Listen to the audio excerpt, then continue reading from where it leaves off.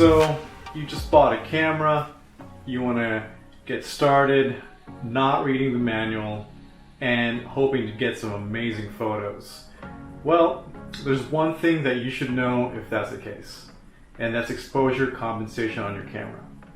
Every camera, maybe in the past 25 years and so forth, they have different modes: auto, program, manual, shutter priority, aperture priority. But if you just want to get started, get some great photos, and not think about anything else, you should use P, which stands for program.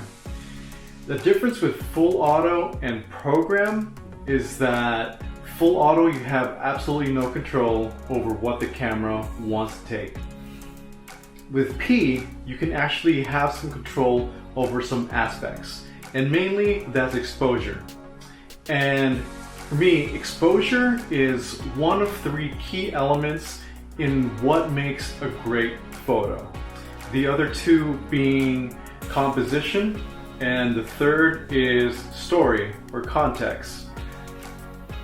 So, if you switch your camera to P mode, you are going to find, and this is typical for all the cameras, there's a -3 to a +3 little graph, and that is to adjust the exposure of the photo. So P will evaluate a scene, and there's different modes for this as well, but we'll get into that later on. And the camera will change the settings according to what it thinks will be a good balanced photo. Now the problem with this is that you have to decide on what you want to take, what's important in the photo, and the camera, as much as they've improved in the past couple years, it's still a subjective art, right? Maybe you want a photo to be a little bit more underexposed, or you want it to be a little bit overexposed, or the camera just can't pick out what's important to expose properly. Alright, so let's take a photo with the exposure compensation at 0, and let's see what the camera thinks is a good balanced photo. And as we can see, the camera thinks this is the best exposure balance for this image, which, it could be a little artistic, but is that what we want? Let's see if we can come up with something better. What we're going to do now is raise the exposure compensation to expose to myself here. +2. Okay, so I'm coming down a little bit more, but not quite there yet. Let's see if we can bring it up a little bit more. +3. Starting to come out a little bit more. Let's go to 5.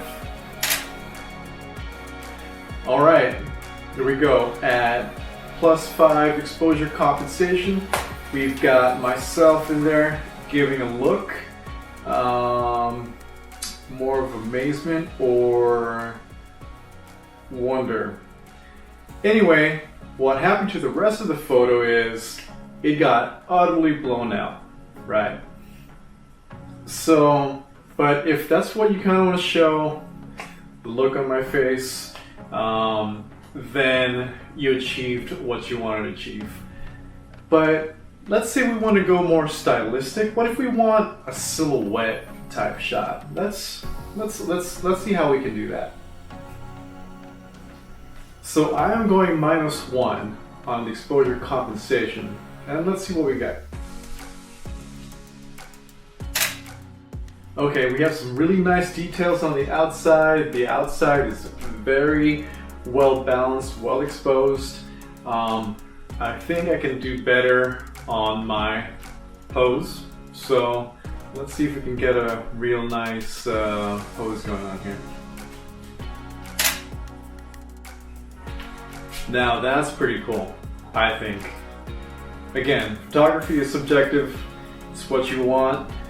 I'm not liking the line right down my face, so I'm gonna back up a little bit and let's see what we get.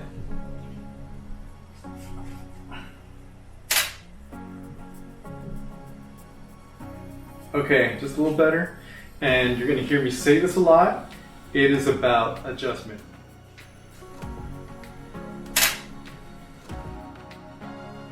I think that's pretty cool. So there you go, exposure compensation. One of the most important things if you just wanna shoot quick, and this, you're gonna carry this skill on as you get it more advanced. It is a very fast way to shoot, a very fast mode to use, especially in journalism where you want to get the story. The story is the most important thing, where you want to get the exposure just right around where you want it, and plus or minus 3. You can edit and post and you can get some details back. So there you go, that's it for today. And all right, take care.